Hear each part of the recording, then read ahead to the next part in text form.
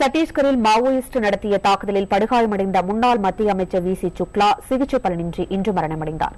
இதுபற்றிய விவரங்களை நமது டெல்லி செய்தியாளர் கணபதியிடம் கேட்கலாம். கணபதி, கடந்த மாதம் சத்தீஸ்கரில் மாவோயிஸ்டுகளால் தாக்கப்பட்ட வி சி சுக்லா சிகிச்சை பலனின்றி மரணமடைந்திருக்காரு. இது குறித்து சொல்லுங்களேன்.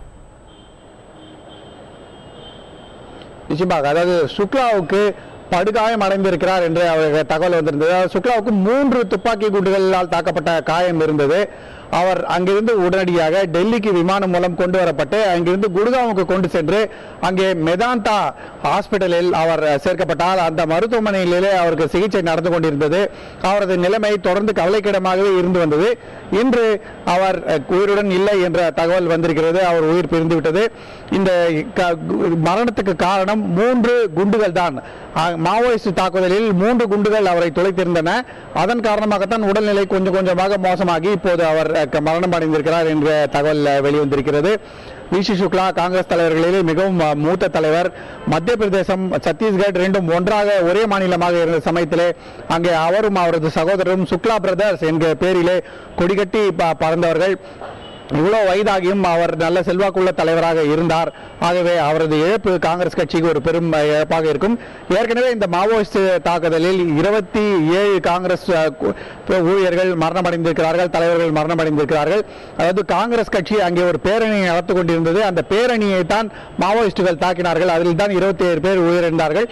அதில் காயமடைந்திருந்த வி சி சுக்லாவும் இப்போது மரணமடைந்து விட்டார். கணபதி, இவருடைய அரசியல் பின்னணி, இவர் என்னென்ன மாதிரியான பதவிகளை வகித்து வந்தார், இது குறித்து சொல்லுங்களேன். நிச்சயமாக காங்கிரசின் மூத்த தலைவர் என்பதோடு இவர் மத்திய அமைச்சராகவும் இருந்தவர். மத்திய பிரதேசம் பிரிக்கப்பட்டு சத்தீஸ்கர் மாநிலமான சமயத்தில் சத்தீஸ்கரிலே மிகுந்த செல்வாக்கு இருந்தது. பல்வேறு தேர்தல்களிலே தொடர்ந்து வெற்றியை பெற்றவர் என்ற பெருமை இவரை சாரும். அத்தகைய மூத்த தலைவர், நல்ல செல்வாக்குள்ள தலைவராக இருந்து வந்தார். இவரும் இவரது சகோதரரும் சுக்லா பிரதர்ஸ் என்கிற பெயரிலே மிகவும் பிரபலமாக இருந்தார்கள். மத்திய பிரதேசத்தை பொறுத்தவரை காங்கிரஸ் கட்சியை இவர்கள் 2 பேருமே அந்த சமயத்திலே முழு அதிகாரத்துடன் தங்கள் கட்டுப்பாட்டில் வைத்திருந்தார்கள் என்று சொல்லலாம். பின்னர் தான் அர்ஜுன் சிங், கமல்நாத் போன்ற தலைவர்கள் எல்லாம் ஒன்றன் பின் ஒன்றாக வந்தார்கள். அந்த காரணத்தினால் வி சி சுக்லா குடும்பம் தனது செல்வாக்கு ஓரளவுக்கு இழந்திருந்தது. அதாவது அவர்கள் முதலமைச்சர்களாகவோ மத்திய அமைச்சர்களாகவோ எந்த முக்கியமான பதவியிலும் இல்லை. இருந்தாலும் மக்கள் மத்தியிலே மிகுந்த செல்வாக்குடன் இருந்தார்கள்.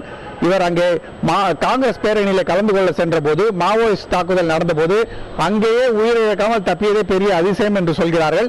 அதற்கு காரணம் அவருடைய காரோட்டி தெலுங்கிலே பேசி, அதாவது தீவிரவாத தாக்குதலை நடத்திய மாவோயிஸ்டுகள் பெரும்பாலும் ஆந்திராவை சேர்ந்தவர்களாக இருந்ததால் அவர்களிடம் தெலுங்கிலே பேசி இவர் காங்கிரஸ்காரர் அல்ல, இவர் ஆந்திராவை சேர்ந்த ஒரு தொழிலதிபர் என்றெல்லாம் சொல்லி அவரை காப்பாற்ற முயற்சி செய்திருந்தார். அப்படி இருந்தும் காயமடைந்திருந்த சுக்லாவை காப்பாற்ற முடியவில்லை.